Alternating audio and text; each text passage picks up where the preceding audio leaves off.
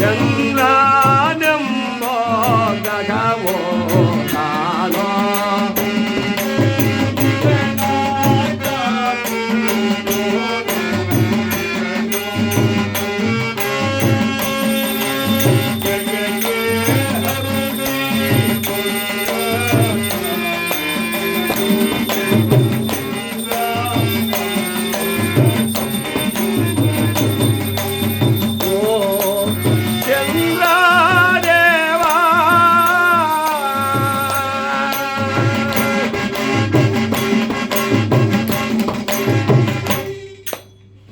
ರೀತಿಯಾಗಿ ಯಾವ ಚಂದ್ರದೇವನಿಗೆ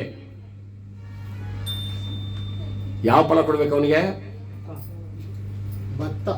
ಭತ್ತವನ್ನ, ಅಕ್ಕಿಯನ್ನ, ಬಿಳಿ ಪುಷ್ಪ, ಮುತ್ತುಗದ ಪತ್ರೆ. ಯಾಕೆ ಪತ್ರೆ ಬರೀತೀವಿ ನಾವು ಹೇಳಿ? ಒಂದೊಂದು ಗ್ರಹಕ್ಕೆ ಒಂದೊಂದು ಪತ್ರೆ.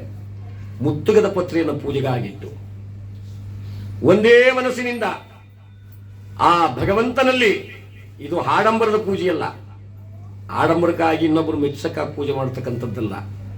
ನಾವು ಪೂಜೆ ಮಾಡುವಾಗ ಆ ಭಗವಂತನಲ್ಲಿ ನಮ್ಮ ಮನಸ್ಸನ್ನು ತಲ್ಲೀನ ಮಾಡಿ ಒಂದೇ ಮನಸ್ಸಿನಿಂದ ನಾವು ಪ್ರಾರ್ಥನೆ ಮಾಡ್ಕೋಬೇಕು. ಮಾಡಿ ಪೂಜೆ ಮಾಡಿ. ಈಗ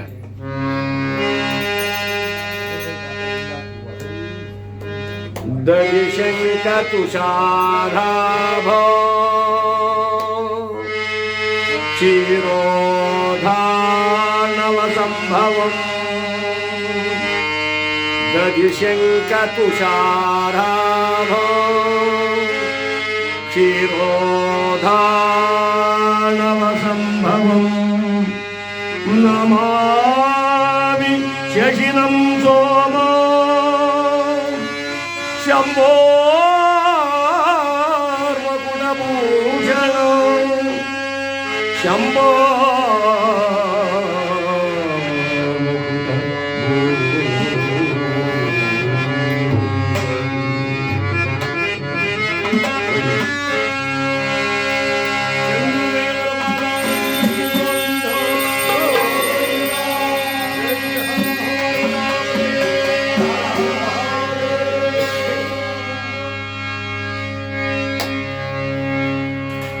ಯಾವ ಚಂದ್ರನೆಂಬ ಗ್ರಹ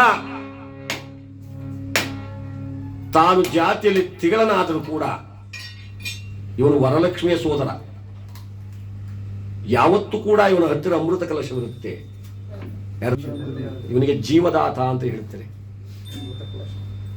ಆ ಚಂದ್ರದೇವನ ಒಲುಮೆ ಇದ್ದು ಬಿಟ್ರೆ ಸತ್ತೋದನು ಕೂಡ ಬದುಕ್ಬಿಟ್ಟಲ್ಲ ಅಂತಾರೆ. ಅವನೇನಾರ ಕುರುಡನಾಗ್ಬಿಟ್ರೆ ಬದುಕ್ತೀನಿ, ಇನ್ನ 4 ದಿನ ಇರ್ತೀನಿ ಅನ್ನೋ ಸತ್ತೋಗ್ಬಿಡ್ತಾರೆ.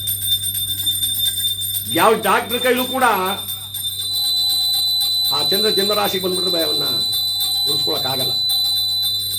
ಅಂತಹ ಚಂದ್ರದೇವನನ್ನ ಯಾವ ಮಹಾನುಭಾವನ ಆಗ್ತಕ್ಕಂಥ ಆ ವಿಕ್ರಮಾದಿತ್ಯ ಮಹಾರಾಜನ ಅರಮನೆಯಲ್ಲಿ ಪೂಜೆ ಮಾಡಿದ ಹಾಗೆ ಇವರು ಕೂಡ ತಮ್ಮ ಗೃಹದಲ್ಲಿ ದಂಪತಿಗಳಿಬ್ಬರು ಪೂಜೆ ಮಾಡ್ತಾ ಇದ್ದಾರೆ ಅಂದಮೇಲೆ ಅವರಿಗೆ ಆ ಚಂದ್ರದೇವ ಆರೋಗ್ಯ ಭಾಗ್ಯವನ್ನ ಅವರ ಕುಟುಂಬಕ್ಕೆ ಕರುಣಿಸಲಿ ಅಂತ ಹೇಳಿ ನಾವಿನ್ನು ಮುಂದಿನ ಗ್ರಹ ಯಾವುದು? ಮಂಗಳನೋ ಬಲು ಸುಂದರನೋ ಮಂಗಳಕಾರಕ ಗ್ರಹವನೋ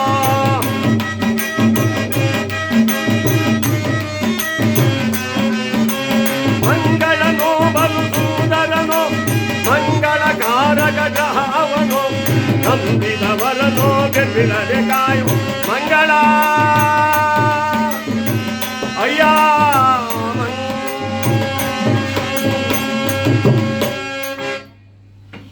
ಇವನಿಗೆ ಹಲವಾರು ಹೆಸರುಂಟು. ಅಂಗಾರಕ, ಭೂಮಿ ಕುಮಾರ, ಮಂಗಳದೇವ. ಹಲವಾರು ವಿಧದಿಂದ ಈ ಮಂಗಳದೇವನನ್ನು ಪೂಜಿಸ್ತಾರೆ. ಇವನು ಒಲ್ದು ಬಿಟ್ರೆ ಬಂಗಾರ ಗುಣ ಸಂಪನ್ನ.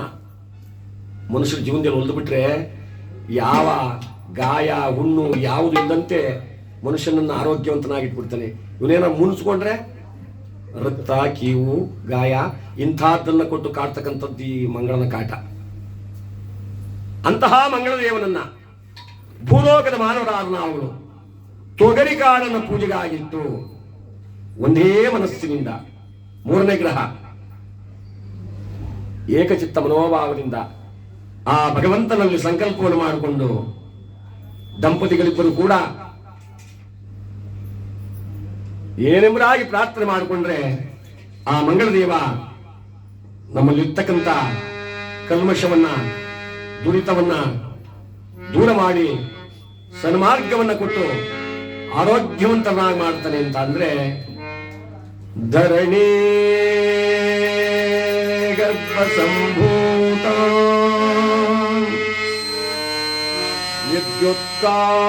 ವಿದ್ಯುತ್ಕಾಂತಿ ಸಮಪ್ರಭಂ.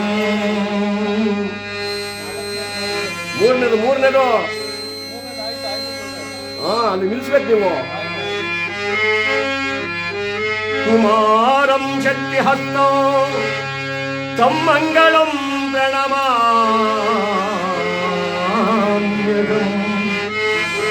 ತಮ್ಮಂಗಳಂ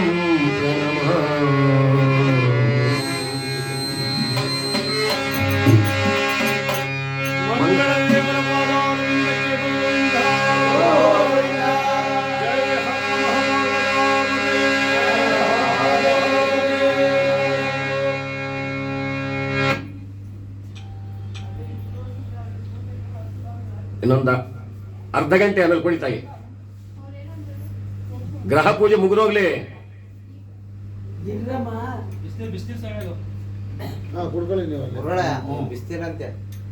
ಏನಿದ್ರು ನಮಗೆ ಕೇಳಂತ ಸುಮ್ಮನೆ ಇದು ಮಧ್ಯದಲ್ಲಿ ಏನೋ ಇದಾಗಬಾರ್ದು. ಬುದ್ಧಿಯೊಳಗೆ ಪ್ರಸಿದ್ಧನವನೋ ವೃತ್ತಿ ಕೊಡುವ ಜಗದ ಜನತೆ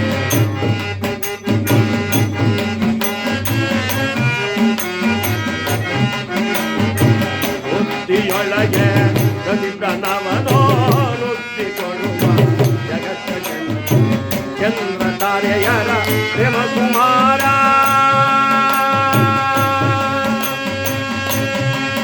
ಅಯ್ಯ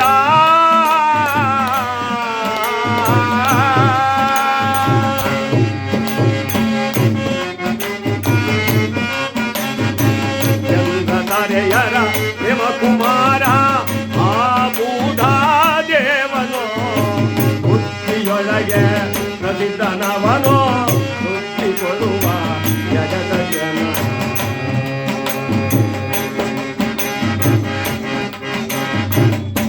ಹೆಸರು ಕಾಳು ನಾಲ್ಕನೇ ಗ್ರಹ ಹೆಸರು ಕಾಳು. ಬುದ್ಧಿಯೊಳಗೆ ಪ್ರಸಿದ್ಧನಾಗ್ತಕ್ಕಂಥವನು ಬುಧಗ್ರಹ. ಚಂದ್ರ ತಾರ್ಯರ ಸಮಾಗಮದಿಂದ ಉತ್ಪತ್ತಿ ಆದಂಥವನು ಬುಧ ಸನ್ಮಾನಿತ ಅಂತ ಹೇಳ್ತಾರೆ. ಒಳ್ಳೆ ಬುದ್ಧಿಯನ್ನ ಒಳ್ಳೆ ಸನ್ಮಾರ್ಗವನ್ನ ಮನುಷ್ಯನಿಗೆ ಜ್ಞಾನದ ಮಾರ್ಗವನ್ನು ಕೊಡ್ತಕ್ಕಂಥವನು ಬುಧಗ್ರಹ. ಅದಕ್ಕೋಸ್ಕರವಾಗಿ ಅವನು ಒಲ್ದು ಬಿಟ್ರೆ ಎಲ್ಲೆಲ್ಲಿಯೂ ಸನ್ಮಾನ, ಉಡುಗೊರೆ, ಆದರ, ಸುಸ್ವಾಗತ.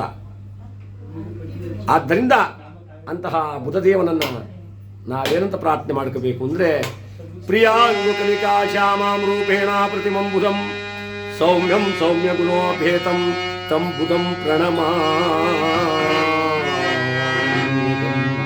ತಂ ಬುಧಂ ಪ್ರಣಮಾ.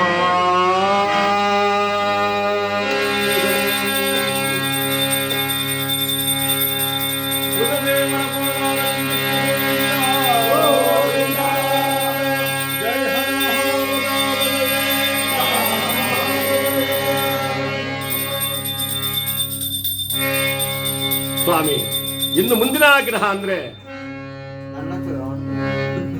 ಗೊತ್ತಾ? ನೀನು ಗೊತ್ತಾಗಿದೆಯಾ? ತೋರ್ಸಲ್ವ? ಗುರುಗ್ರಹ. ಗುರುಗಳ ಹತ್ರ ಒಳ್ಳೆ ವಿದ್ಯೆ ಕಲ್ತಿರಬೇಕು. ಗುರು ತನಗೆ ಜ್ಞಾನದ ಬೆಳಕನ್ನು ಕೊಡ್ತಾನೆ, ಸನ್ಮಾರ್ಗವನ್ನು ತೋರಿಸ್ತಾನೆ, ವಿದ್ಯೆಯನ್ನು ಕೊಡ್ತಾನೆ. ವಿದ್ಯೆ ಕಲಿತವನು ಎಲ್ಲಿ ಬೇಕಾದ್ರೂ ಬದುಕಬಹುದು.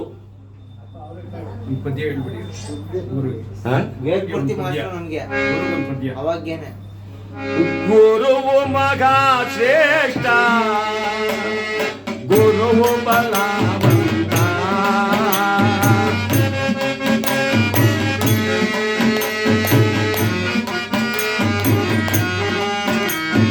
ಗುರುವು ಮಗ ಶ್ರೇಷ್ಠ, ಗುರುವು ಬಲ